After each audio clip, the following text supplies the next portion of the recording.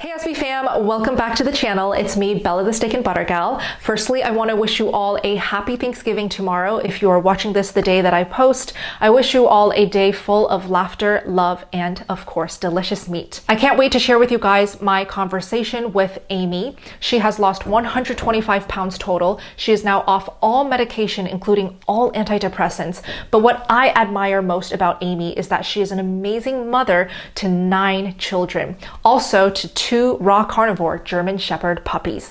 Her husband Richard is also a passionate advocate of the carnivore diet. In the video, Amy shares all of her best carnivore tips, all of the details on how she successfully transitioned her entire household to go low carb / carnivore. And along the way, she discovered one shocking piece of advice about a single ingredient that is in everything we use and eat. And this one single ingredient is what may be causing our mental health issues and disorders, especially our own children's behavior problems and mental health disorders such as ADD and ADHD. Amy will also be a December guest in my December challenge. So if you guys want to join the community and have a whole support system, a team of coaches to get answers, support, and guidance from, the sign up link is down below. Without further ado, let me invite on my guest, Amy Bellender. Amy, welcome. How are you? I'm doing wonderful. Thank you so much for having me. Of course. The first question is, how did you even come across carnivore? I know you started off as keto. I would love to know how you transitioned over. Once I was keto,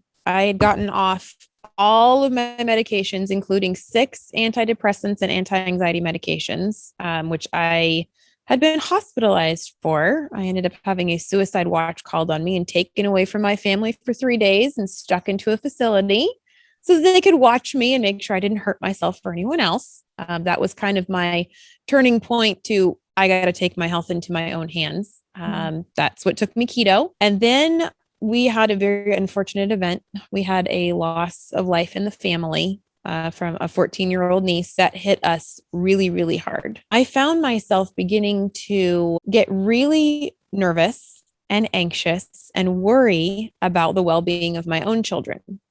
And it was always on my mind, and I could feel that panic starting to kind of rise up inside because I was medicated and sad and anxious for 15 years. Prior to that, I could feel that was starting to creep back in again. Now, being keto, I had heard that there was this crazy group of people called carnivores who had just basically gotten rid of all of the plant food.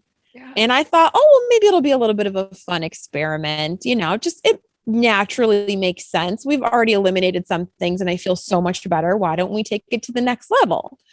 So I'd heard about it. And I'd also heard that carnivore was the ultimate mental health diet. Told my husband we were planning on going carnivore January 1st together just for an experiment to see how we felt. And it was the end of November. And I told him, I said, I'm not waiting.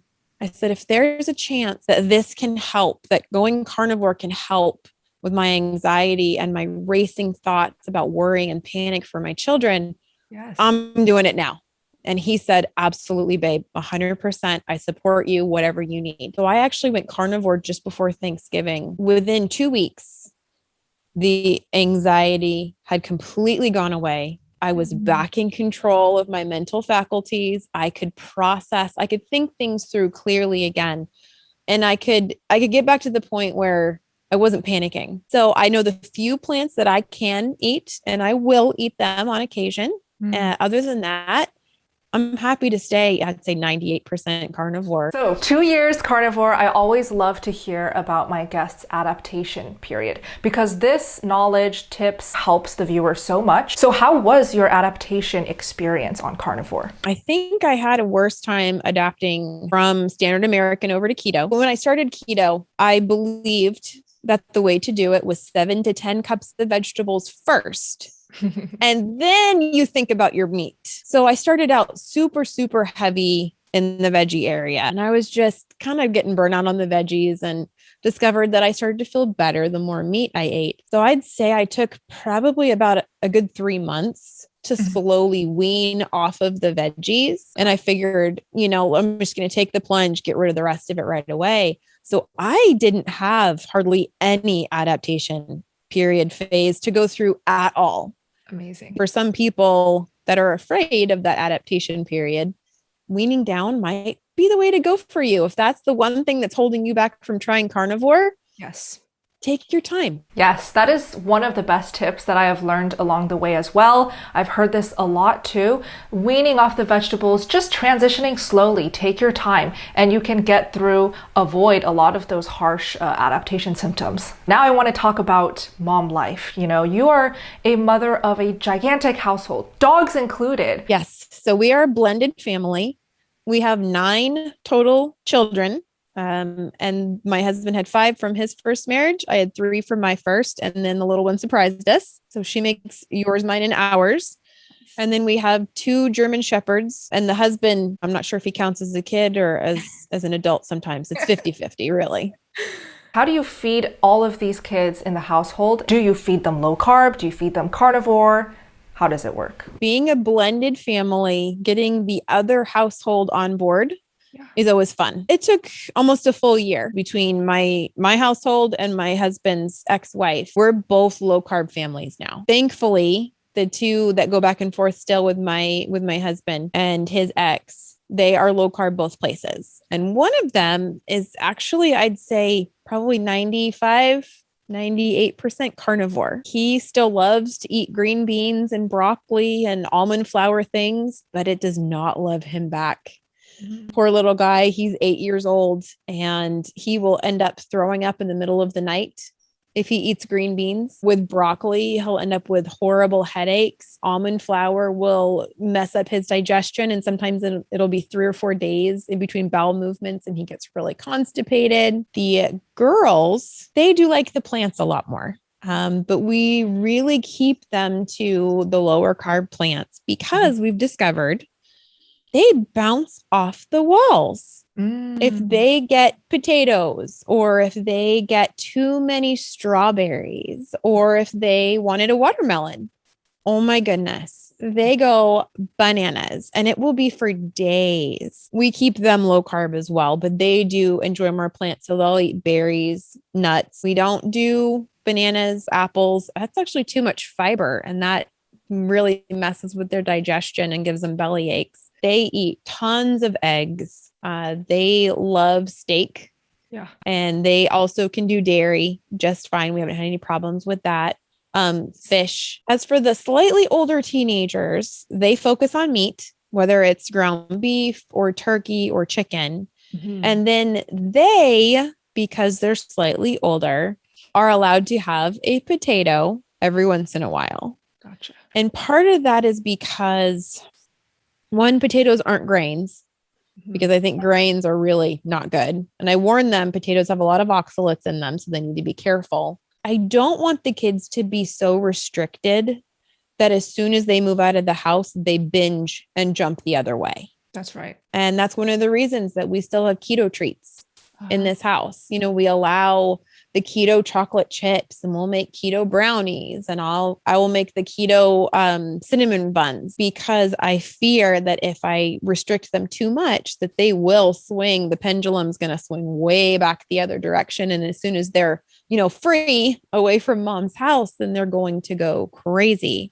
Yes. And I don't want them to go too far off. We're always teaching them new things, and they listen to all of my training, and they sit in the room when I'm in, your meetings with the steak and butter gang, so that they hear that stuff. And it's constantly being reinforced of, it's not just mom saying it.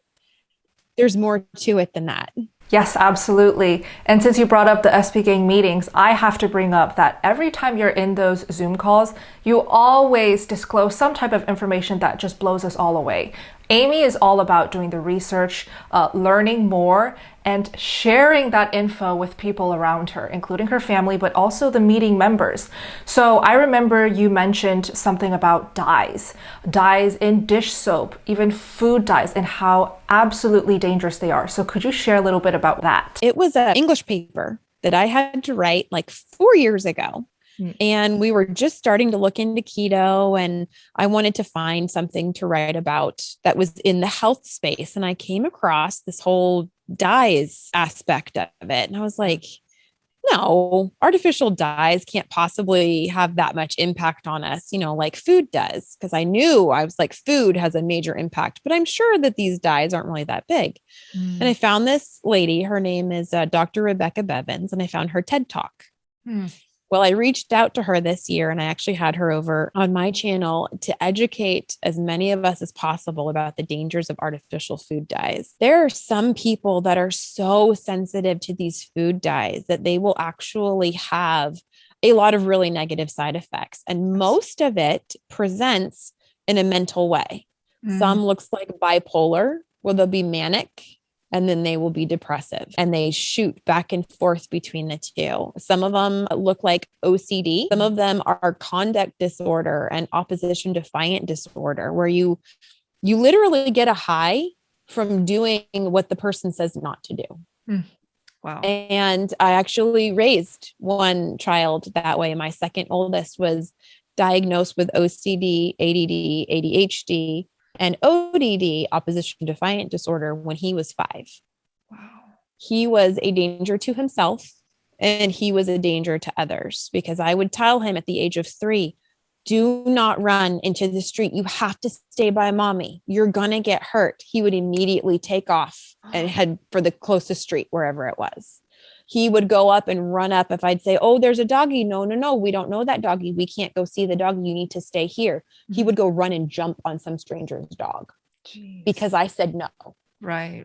And he would actually get a reward in his brain for doing what I said not to do. Oh my gosh. Artificial dyes actually cause these reactions in some people. And it mostly affects children. And about 50% of the children that suffer from artificial dye sensitivities grow out of it. But that means that 50% don't.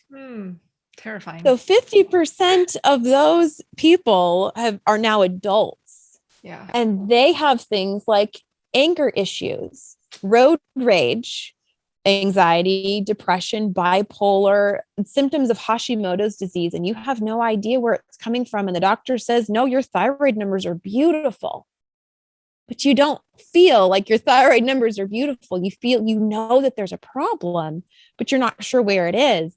It could be the artificial dyes. So Dawn dish soap, us carnivores love Dawn dish soap because it cuts grease better than almost anything. Yes. It alone has 3 artificial dyes in it, and it will soak into your skin, which is your largest organ. And it's been shown that, for example, sunblock, people who put on sunblock, if they test, doctors have done all these tests, and they will test your blood levels for certain chemicals that are in the sunblock.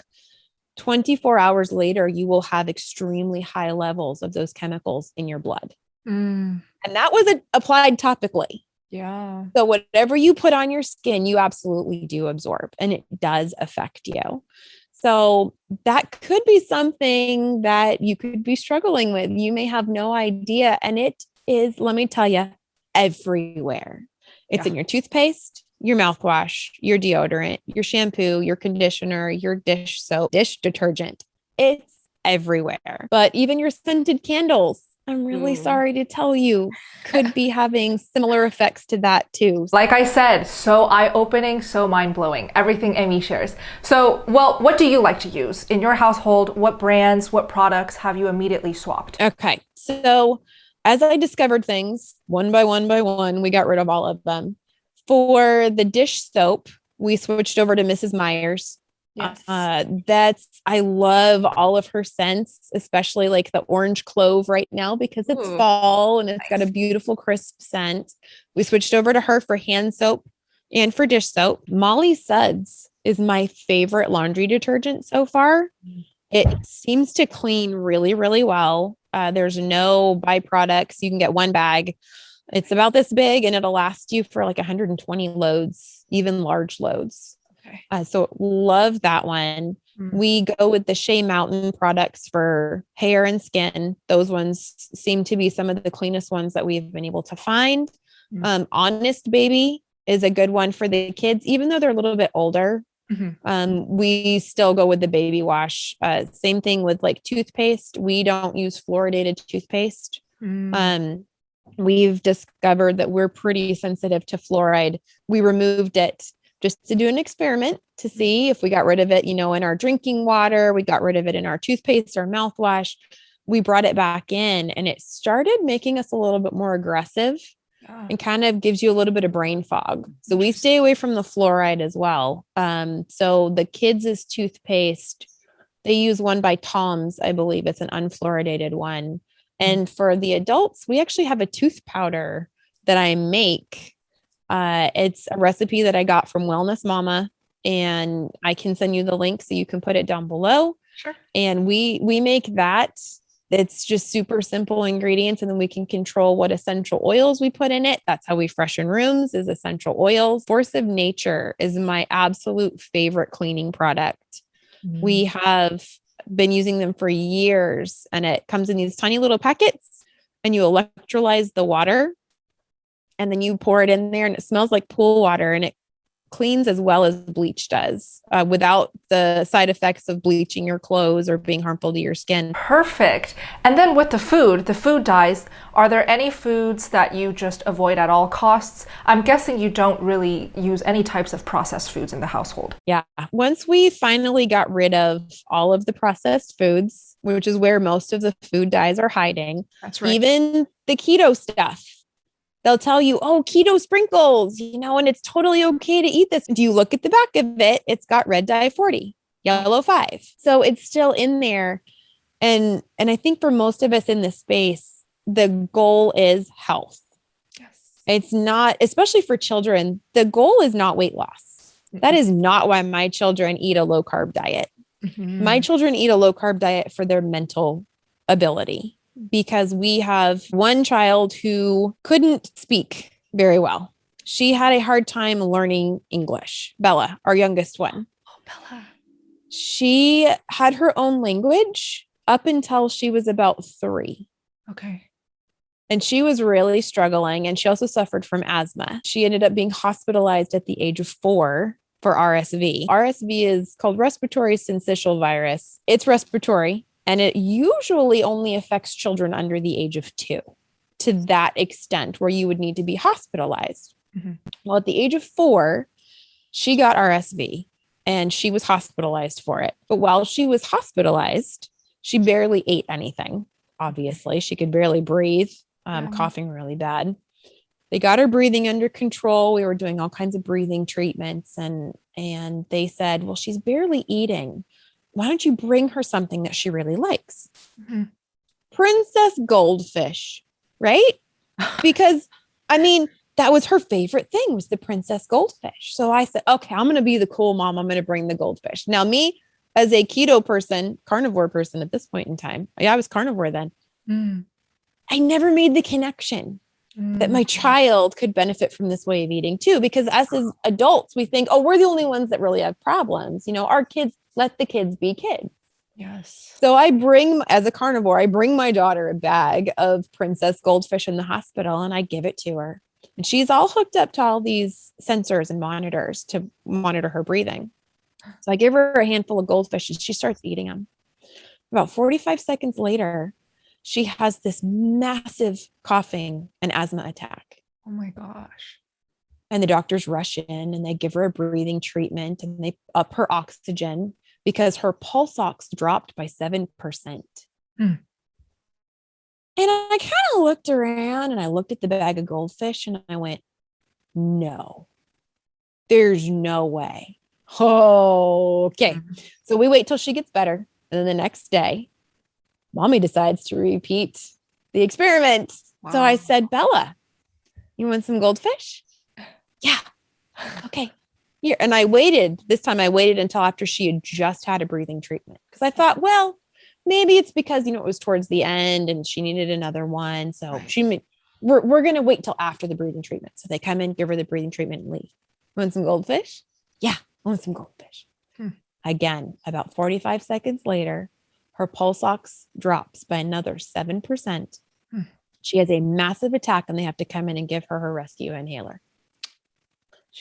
That's when I had an epiphany. Yeah. Okay, this child can't have wheat. Yeah.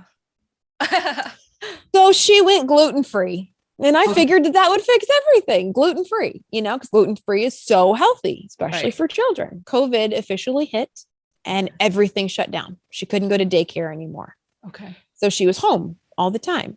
Well, at home, she was keto because we'd gotten rid of all of the gluten-containing ingredients and products in our house. Yes. And at school, she was gluten-free. So she was still getting all of the gluten-free snacks and the little bunny crackers and all of that kind of stuff at school. They closed down the school. I don't have that stuff in my house. So she's, Mommy, I need bunny crackers. No, we can't. I'll go get you some, but we don't have any bunny crackers right now. She was still waking up every night with asthma attacks up to that point. Yeah. And they said, RSV can take months, before you recover from it. Mm-hmm. So I thought that's what it was. 2 weeks after school closed, one morning I woke up in a panic because Bella did not wake up in the middle of the night with an asthma attack. Oh. So I'm thinking I slept through it and my child is like dead in the room because I didn't hear her and I didn't go give her. So I bolt out of bed and I run in there and I throw the door open and she's still asleep. And I went, okay, maybe she's just getting over it.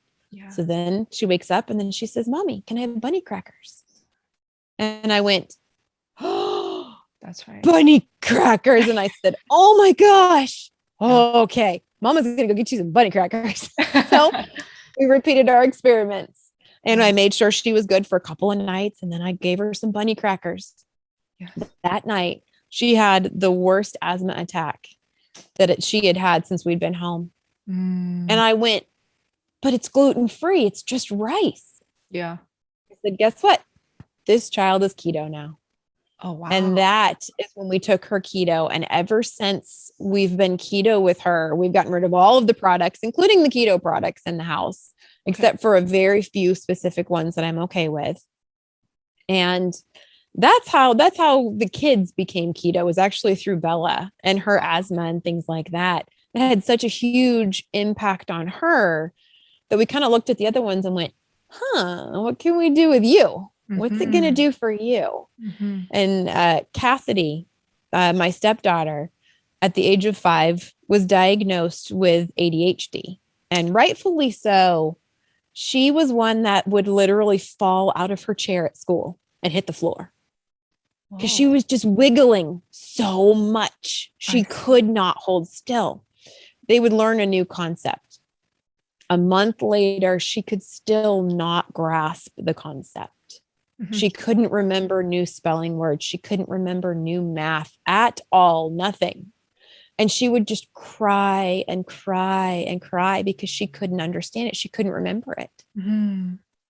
So we kind of went, you know what? I wonder, because I had heard that ADHD symptoms improve in adults who go keto. I went, well, let's see what happens. So we took Cassidy keto. And the other household at the time was already kind of dabbling in keto. And she was like, you know what? If there's a chance that it'll get Cassidy off of her medications, I'm in. So over at Mom's house as well, we took her keto for 2 weeks. Okay.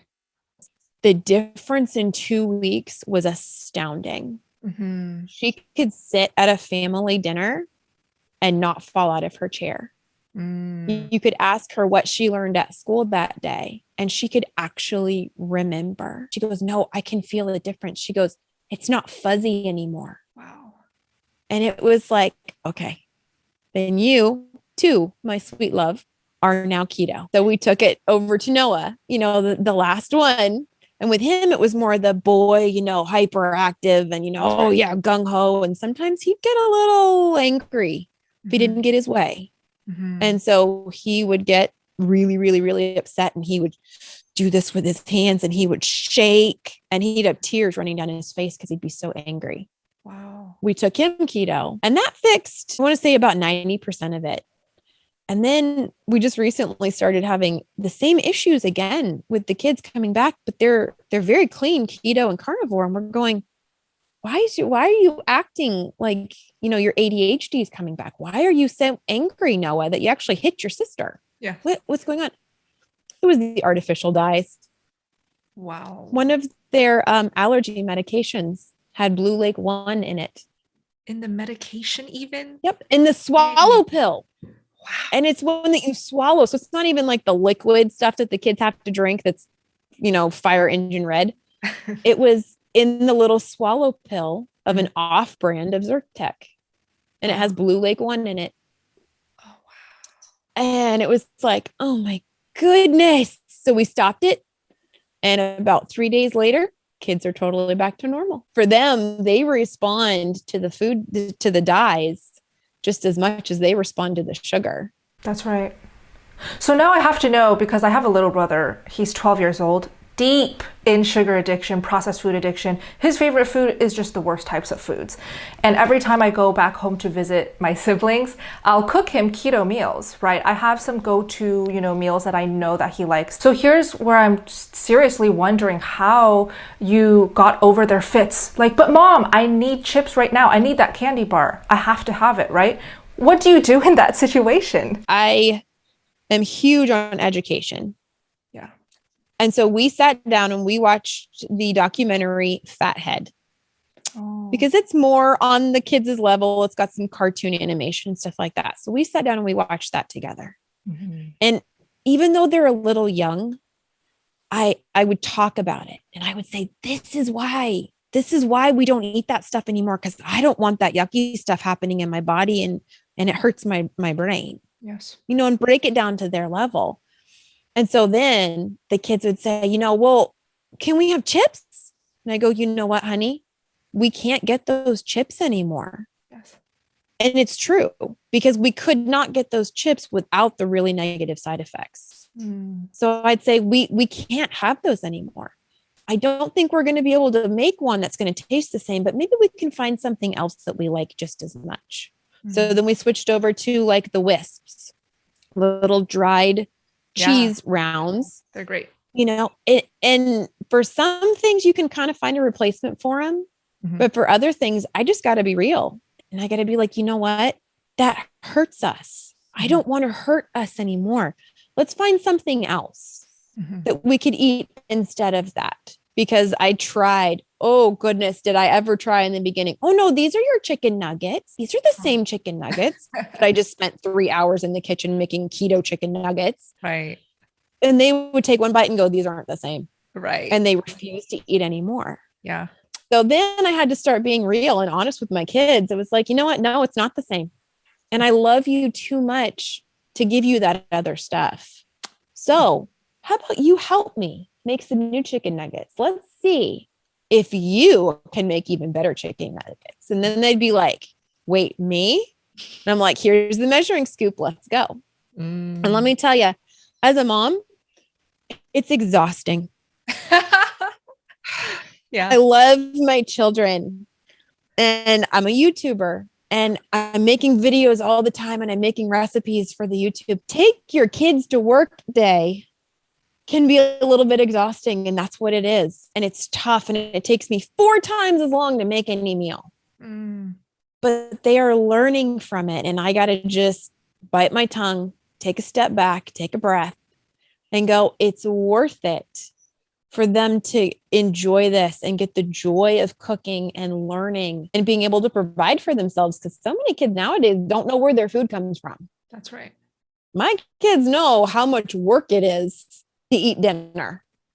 And I've made all of my kids, except for my little Bella, prepare an entire dinner for everyone in the family, even the 8-year-old. He had to cook dinner because then they learn how much work really goes into it and how precious food is because of the work that goes into it. We go out to restaurants and fast food and you order it and 5 minutes later it's sitting in front of you. You have no idea what the person behind the curtain had to go through to be that prepared to get you your food right away.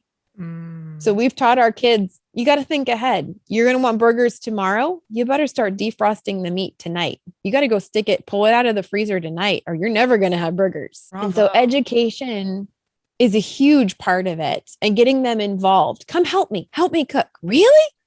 Yes, come help me cook. It's going to take us 4 hours, but let's do it. Oh my gosh, you are just such a wonderful mom. You can really see it in Amy's YouTube videos as well. She is so happy to include her kids, have them appear. It's just a hands-on, family-friendly channel. So I highly recommend you guys check it out, whether or not you have kids. But I have to say, I feel so honored because I get to hang out with Amy 3 days per week, because she manages to find the time to show up into these challenge meetings. So that's why I have to just announce really quick, December, which is open, Amy will be our guest. She will be featured a whole hour just with Amy, where we can ask her questions, learn more from her, hear more about her experience. She has tips up her sleeve that only a mother of 9 will have. Seriously. So Amy, I know this is only your 2nd month being a part of the challenge meetings, but what do you think of these meetings? Do you think it's important to have a tribe? Oh my goodness. So I really thought I was all good on my own. And 90% of people think that they're fine. And I don't need any help.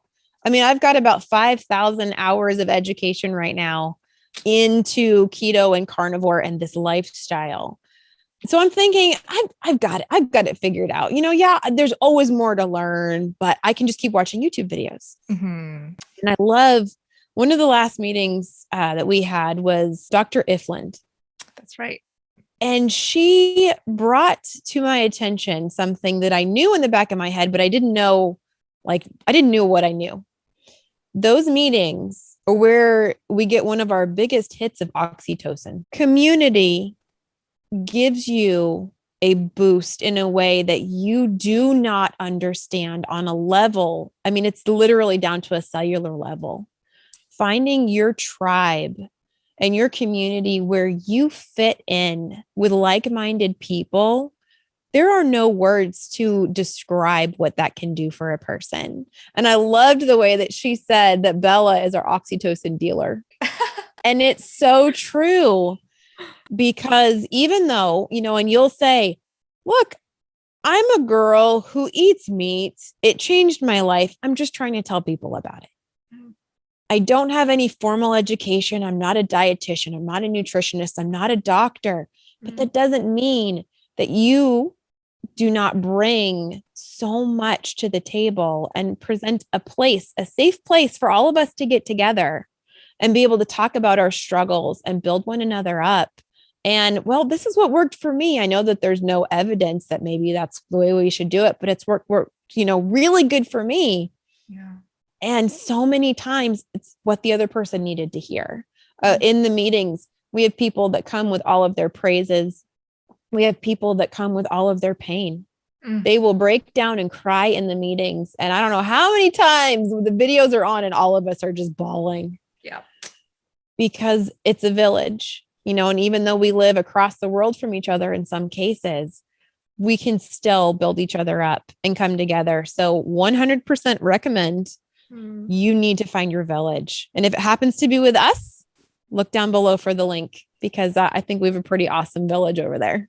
Gosh. You're going to make me cry right now. But seriously, I agree 1000%. I feel all of the feels right now, because that is the power of community, village, tribe, family, whatever you want to call it. Just people with the same passion coming together and talking about it. Simple as that. And that's why I like to also include special guests every month to just boost that inspiration a little bit. It's always during the guest meetings where we keep on talking about certain topics. It stays with us for life. So I'm very excited to have you, Amy, in December. Just to close up this awesome interview with you, what are 5 major tips that you can share with us that you've learned across your carnivore journey? Things that you practice daily in life to just live your best life. You got to give yourself some grace, number 1. Yes. Life is tough. And life throws curveballs at you all the time. And you will never hit every single one of them out of the park every single time. And that is okay. On that, number 2 would be, it's not a failure. I don't know how many times I hear, I failed because I had XYZ. I fell off the wagon. I failed. No, you didn't. You learned something. Figure out what you learned from that experience. Because I guarantee you it's something you're going to be able to use again next time. Like, I went to a party hungry. You learned that wasn't the way to do it. It's not the way to succeed. You found one way to not do it. That's what you've learned. So don't repeat it. You will always learn something. Number 3, you really do need to find your tribe. Find people who are going to lift you up and support you when the hard times do come, because they will come. And that you can help support other people. Helping other people fulfills you in a way that unlike anything else really can. Number 4 would have to be prepared. Do not think that you can go to the grocery store or to a party or anywhere without having a plan in place. Do not expect other people to take care of you and provide for you, knowing that, oh, you're a carnivore. So here I've, given you everything that you need with no seed oils, no seasoning, no salt, no anything else. Yes. Be prepared. Number 5, you got to be confident. You made this choice and it is the best choice for you at this moment in time. It may not last forever, but right now you've made this choice, and be confident in it. Because when I go somewhere and people go, you only eat meat? And I go, yes, it has been so amazing. It has been the best experience of my life. I am so much healthier now than I ever was. And I know that there's someone else out there that needs to hear it. Yes. And they it kind of shocks them. It makes them take a step back and go, you know where you're going, don't you? I go, yes, I do. You want to come? Such great tips. So if you guys made it this far into the video, go show this incredible woman some love, some support. All of the links where you can get in touch with her is down below in the description box. And Amy, I'm sure you don't mind if people reach out to you with questions, DMs. Where is the best place to get in touch with you? I'm working on Instagram. I'm getting better. Really, I am. So I am on Instagram. At Carnivore's Angel. I am also on Facebook. I have a private group, Carnivore's Angel. Nice. I also have a website, carnivoresangel.com. And I have a YouTube channel, Carnivore's Angel. Very smart to keep it the same. Perfect. All linked down below. Reach out to Amy. Go show her some love. And again, Amy, thank you from the bottom of my heart for spending this hour with me. Thank you so much for having me. It was fantastic. Amy will also be a December guest in my December challenge. So if you guys want to join the community and have a whole support system, a team of coaches to get answers, support, and guidance from, the sign-up link is down below. The guest meeting with Amy will be featuring her and her husband, and we will be focusing on topics surrounding family life, kids, mental health disorders, and carnivore.